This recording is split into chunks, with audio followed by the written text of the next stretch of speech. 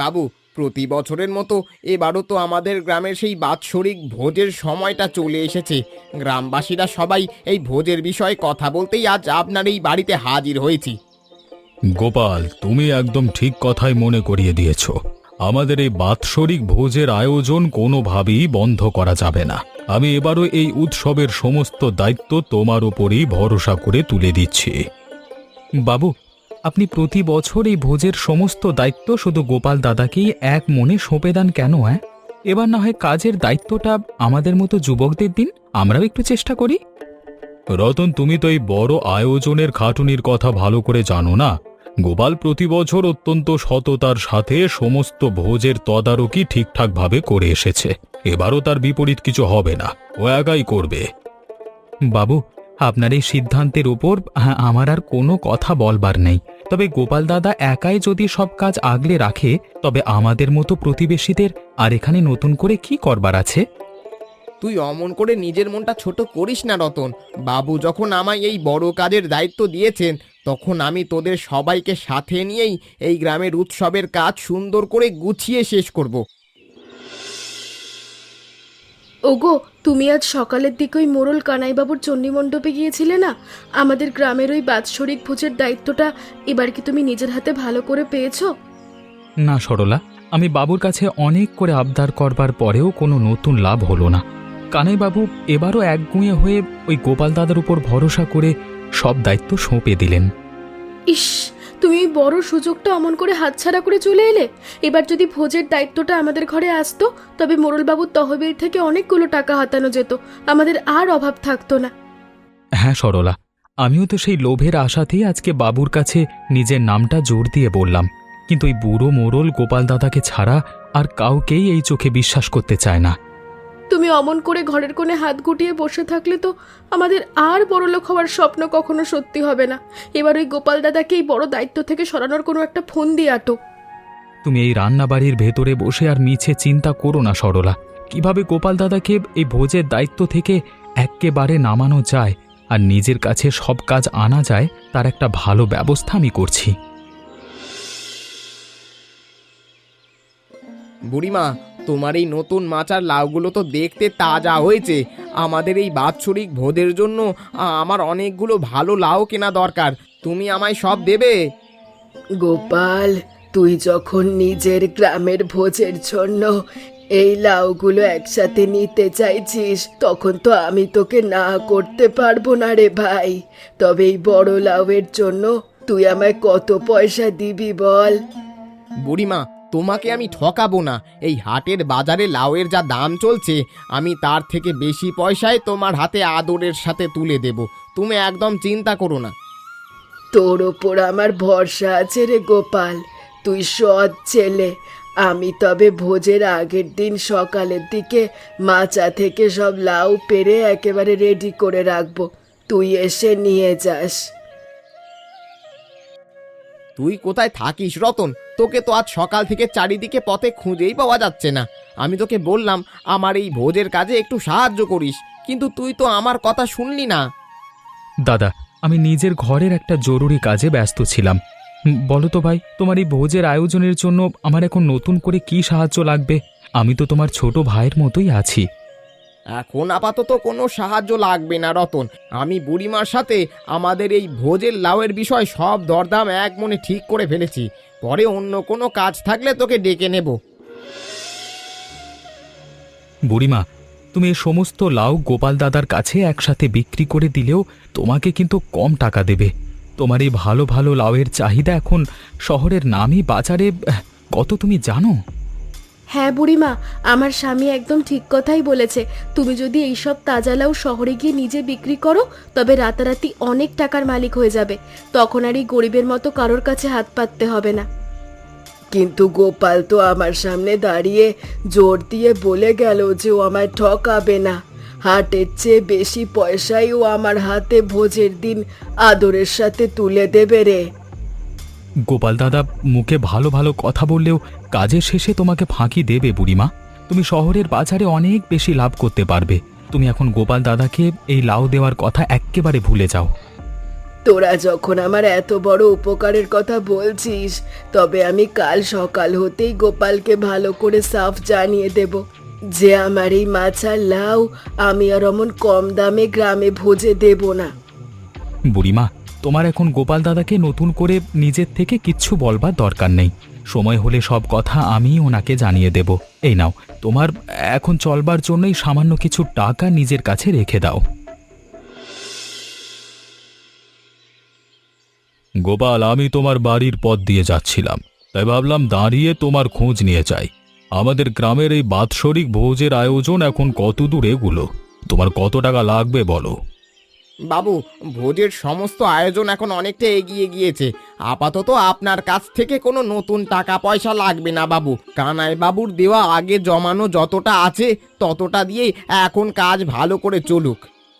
তোমার এই সততার কথা জানতাম বলেই তো প্রতি বছর এই দায়িত্ব আমি তোমার উপরেই এক মনে সঁপে দিয়ে গেছি গোপাল। পরে যদি নতুন কোনো কাজের জন্য বাড়তি পয়সার দরকার হয় তবে আমাকে জানিও। বাবু, আপনি যখন এই ভোজের সমস্ত দায় দায়িত্ব নিজের পছন্দের গোপাল দাদাকে এক মনে দিয়েছেন, তখন আমরাও এবার ভালো করে দেখব যে কত সুন্দর করে গ্রামের উৎসবের কাজ একাই গুছিয়ে শেষ করে। রতন, তোমার মনের ভেতর কোনো নতুন সন্দেহ রেখো না। গোপালের উপর আমার পূর্ণ ভরসা আছে। ও নিজের খাটুনি দিয়ে প্রতি বছরের মতো এবারও গ্রামবাসীদের সুখে শান্তিতে তৃপ্তি করে ভালো খাবার খাওয়াতে পারবে। তুই অমন করে সারাদিন শুধু খোঁচা দিয়ে কথা বলিস না রতন। বাবু যখন আমাদের এই উৎসবের দায়িত্ব দিয়েছেন, তখন তুই নিজের মন থেকে সমস্ত হিংসা দূর করে বরং কাল সকাল থেকে আমার সাথে কাজে লেগে পড়। ওগো, এখন আমাদের এই চরম বিপদের দিনে কি হবে গো? ঘরের সমস্ত জমানো টাকা কাল রাতের আধারে কে এমন চুরি করে নিয়ে গেল? আমরা এখন মোড়ল কানাইবাবুকে গিয়ে কি জবাব দেব গো? সাবিত্রী, আমি নিজেও যে কিছু ভেবে পাচ্ছি না। এই ভোজের টাকা খোয়া গেলে গ্রামের মানুষের সামনে আমার এই সততার নাম একেবারে ধুলোয় মিশে যাবে। আমি এখন এই অভাবের দিনে এত টাকা কোথায় পাবো? হায় হায় দাদা, এই সকালবেলায় তোমাদের ঘরে এমন কি সর্বনাশ হয়ে গেল? এখন তোমাদের ওই কানাই বাবুর ভরসার কি অবস্থা হবে বলো তো? আমি তো আগেই বলেছিলাম দায়িত্বটা আমাদের দিতে।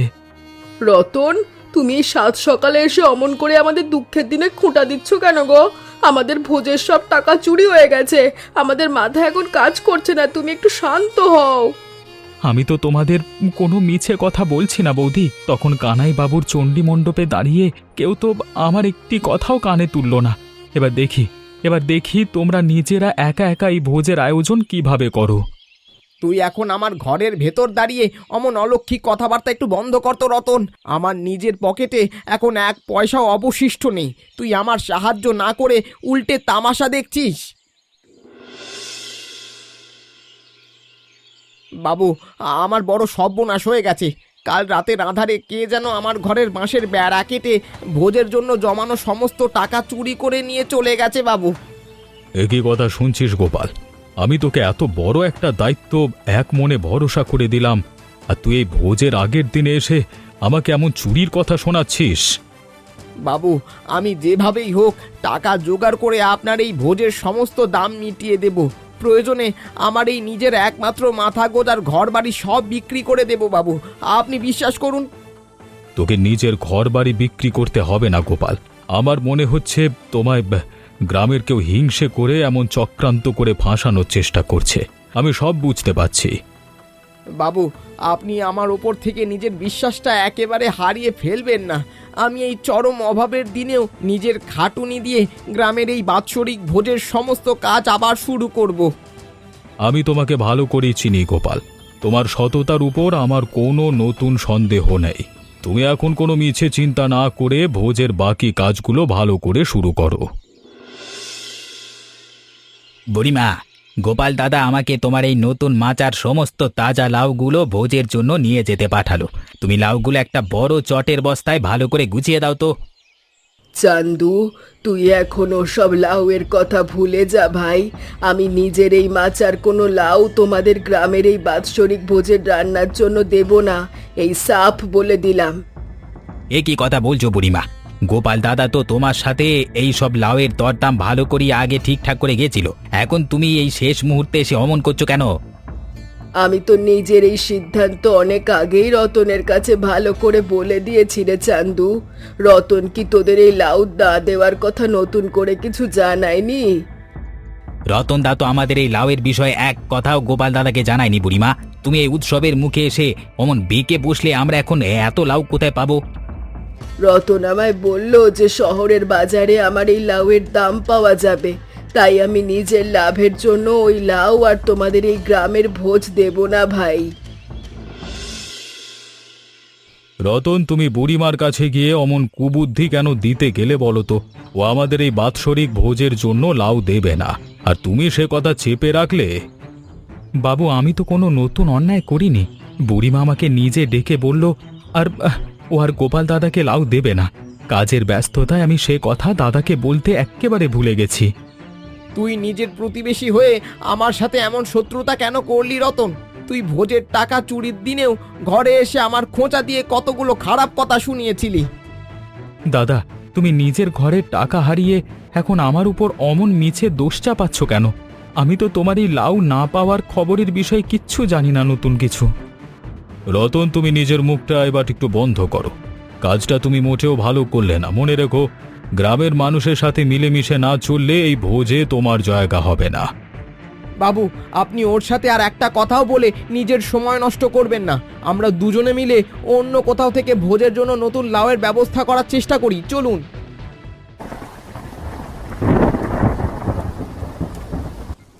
বাবু, কাল রাতের শেষ প্রহরে নদীর বাঁধটা একেবারে ভেঙে আমাদের গ্রামের পথগুলো সব তলিয়ে গেল।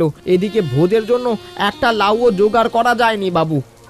গোপাল, তুমি প্রাকৃতিক দুর্যোগের দিনে আর অমন করে নিজের মনটা একেবারে খারাপ করো না।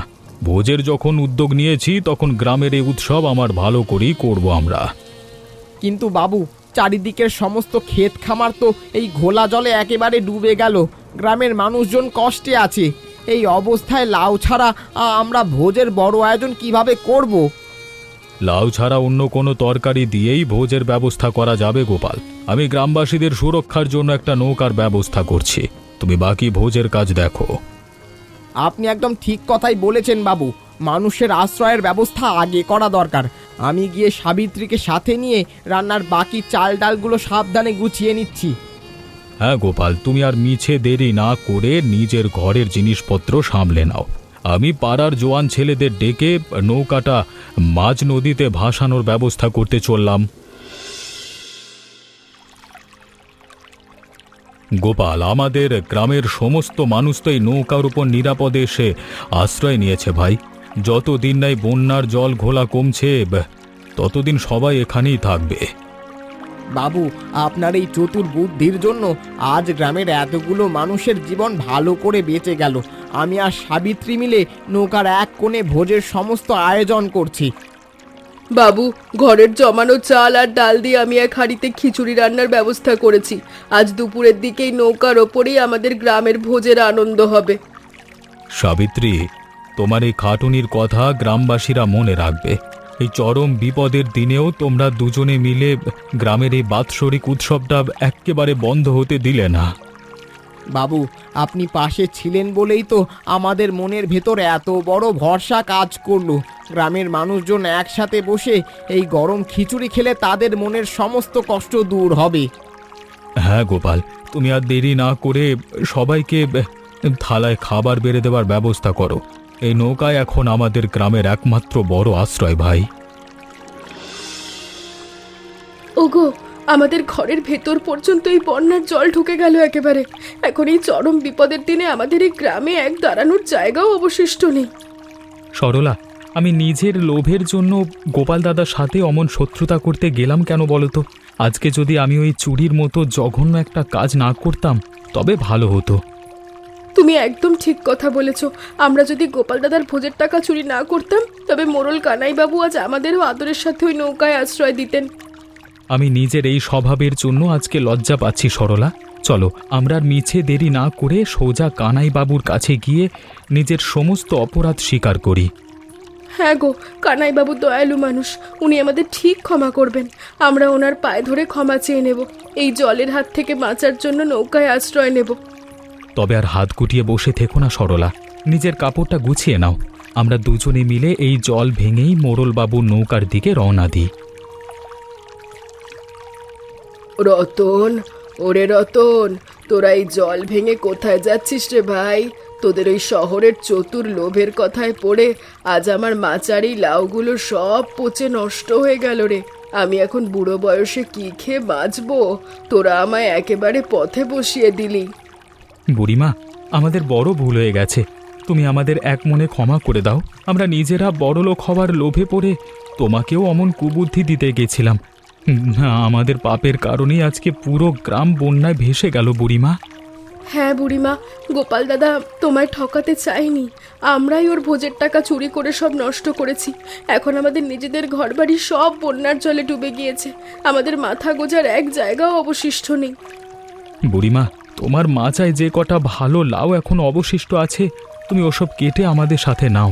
আমরা এগুলো গোপাল দাদাকে দেব, তবেই ও আমাদের নৌকায় আশ্রয় দেবে। আমরা কানাইবাবুর কাছে গিয়ে নিজেদের সব অপরাধ এক মনে স্বীকার করব। তোরা নিজেদের ভুল বুঝতে পেরেছিস দেখে আমার মনের সব রাগ চলে গেল রে রতন। চল, আমি নিজের হাতেই মাচার বাকি লাউগুলো তোদের চটের বস্তায় ভালো করে তুলে দিই। এগুলো ভোজের কাজে লাগলে আমারও পুণ্য হবে। বুড়িমা, তুমি খুব ভালো মনের মানুষ। আমরা এই ভালো লাউগুলো সব কানাইবাবুর নৌকায় নিয়ে গিয়ে ভোজের রান্নায় দেব। তবে গ্রামের মানুষজন খুশি হয়ে আমাদের ক্ষমা করবে। তুমিও আমাদের সাথে চলো বুড়িমা, সেখানে সবাই আশ্রয় পেয়েছে। বাবু, আপনি আমাকে বড় শাস্তি দিন। আমার ভুল হয়ে গেছে। কালকে রাতের আঁধারে আমি গোপাল দাদার ঘরের বাঁশের বেড়া কেটে ভোজের সমস্ত জমানো টাকা চুরি করেছিলাম বাবু। আমার এই লোভের জন্য আজকে আমি নিজের ঘরবাড়ি হারিয়ে এক্কেবারে নিঃস্ব হয়ে গেলাম। বাবু, আমরাও বড় অপরাধ করেছি। আমি এই রতনের লোভের কথায় পড়ে আপনাদের গ্রামের বাৎসরিক ভোজের জন্য একটাও লাউ দিতে রাজি হইনি। আমায় ক্ষমা করুন বাবু। গোপাল তো আমার নিজের ছেলের মতোই ছিল। আমি ওকে অনেক কষ্ট দিয়েছি। গোপাল দাদা, এই নাও বুড়িমার মাচার বাকি সমস্ত তাজা লাউ। আমরা এগুলো পয়সা ছাড়া এই ভোজের রান্নার জন্য একদম বিনামূল্যে দিতে এসেছি দাদা। তোমরা আমাদের তাড়িয়ে দিও না। আমরা বিপদে পড়ে তোমাদের এই আশ্রয়ের নৌকার দরজায় এসেছি। রতন, তুমি নিজের মুখে আজকে সব সত্যি স্বীকার করেছো দেখে আমার ভালো লাগলো। দেখেছো তো, নিজের মনের ভেতর অমন অহংকার আর লোভ রাখলে কোনোদিনও ভালো কিছু হয় না। এই বিপদের দিনে ওপরওয়ালাই তোমাদের চোখ দুটো ভালো করে খুলে দিলেন। তুই নিজের ভুল বুঝতে পেরেছিস রতন, এর চেয়ে বড় আনন্দের কথা আর কিছু হতে পারে না। তুই আমার নিজের ভাইয়ের মতোই রে। তোরা আর অমন করে জলে দাঁড়িয়ে না থেকে নৌকায় উঠে আয়। আমাদের এই গ্রামের ভোজে তোদের ছাড়া কি আনন্দ সম্পূর্ণ হয়? হ্যাঁ রতন, তোমরা সবাই মিলে এবার এই নৌকায় উঠে এসো। এই বিপদের দিনে গ্রামের সমস্ত মানুষ একসাথে মিলেমিশে থাকলেই আমাদের এই সমাজটা সুন্দর হবে। এই নাও রতন, নিজের চটের বস্তাটা নৌকার গোলুয়ের পাশে সাবধানে তুলে রাখো। গোপাল, তোমার এই সততার খাটুনির জন্য আজকে এই বন্যার মাঝখানেও আমাদের গ্রামের এই বাৎসরিক ভোজের উৎসব সুন্দর করে সফল হলো ভাই। তোমাকে অনেক ধন্যবাদ। তুমি গ্রামের মানুষের মুখে অন্ন তুলে দিয়ে মোড়ল হিসেবে আমার মান রক্ষা করলে। বাবু, আপনি এই বিপদের দিনে অমন নৌকার ব্যবস্থা না করলে আমরা এই উৎসবের কাজ করতে পারতাম না। আপনার এই উপকারের কথা গ্রামের মানুষজন সারা জীবন মনে রাখবে বাবু। আপনার মতো অভিভাবক আছে বলেই আমরা কোনোদিনও হারি না। দাদা, তোমার মতো এমন বড় মনের মানুষ আমাদের এই গ্রামে আর একটাও নেই। আর কানাইবাবুর মতো একজন মহান মোড়ল আমাদের মাথার উপর আছেন বলেই আমরা আজকে এত বড় বিপদেও সুখে শান্তিতে আছি।